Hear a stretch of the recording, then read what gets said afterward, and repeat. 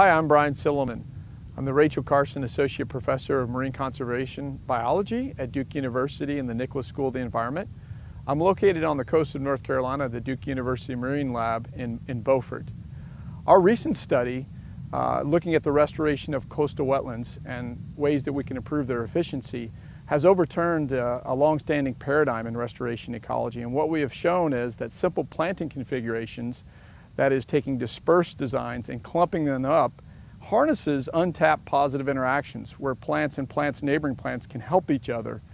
And through that facilitation or positive interaction, we see that yields or growth rates of those plants increases up to 300%.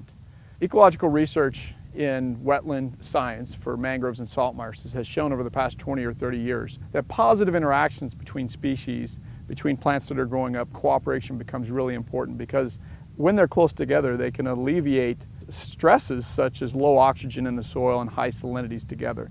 And that's the opposite of what we found in terrestrial systems, where competition is very intense. In the study that was published, we worked with two really important salt marsh species, Spartina alterniflora, the smooth cordgrass, and Spartina anglica, the dominant Spartina in European countries. And those plants fulfill about 90% of the ecosystem in those habitats. So understanding how those plants in particular could benefit from different planting designs was very important because of the large-scale application. Restoration is globally being elevated as an important strategy to combat the loss of wetlands.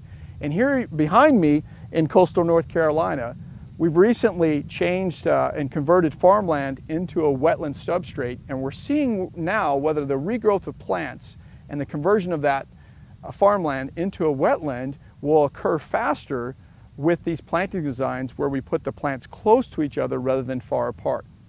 Restoration of salt marshes and coastal wetlands is important because they provide valuable services such as carbon sequestration, filtration of nutrients, baffling waves that could erode our shorelines, and increasing the production of commercial fisheries by providing a nursery habitat.